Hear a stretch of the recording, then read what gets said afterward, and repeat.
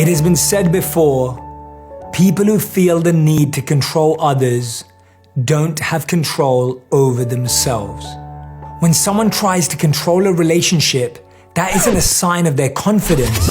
It's a sign of their concerns. It's a sign of their insecurities, their doubts, and their uncertainty.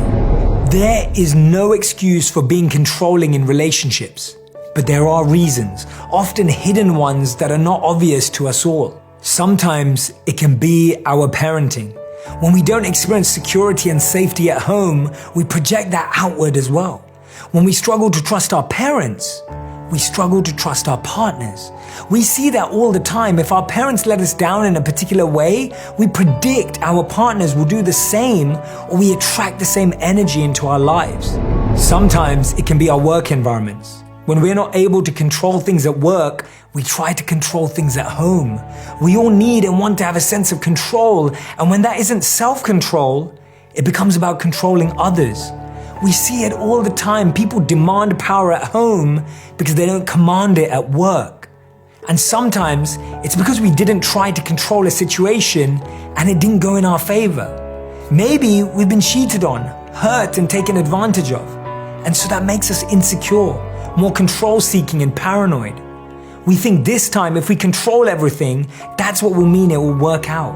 Some people just want to take advantage of you, and that's their disadvantage. You don't need to lower yourself to that level.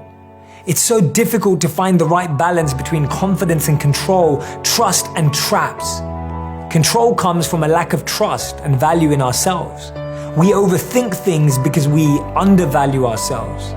This is why before trying to control a situation, it's important we gain self-awareness and self-control. By evaluating where our insecurities come from and healing that pain.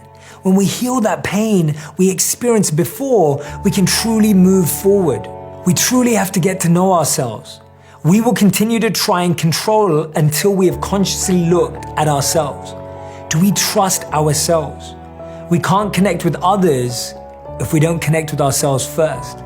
It's so important that we express to our partners and friends what the source of our controlling nature is. Then everyone else can understand why, and they understand you're in a process, and then they have context. Having that tough conversation and unpacking it to them, it might be difficult at first, but it gives them an opportunity to reflect.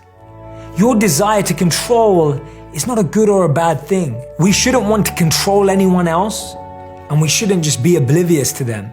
When you want to control something, you'll find every excuse to blame it on the other person, but we have to reflect and realize it starts with us. Start by controlling yourself, and you won't want to control anyone else.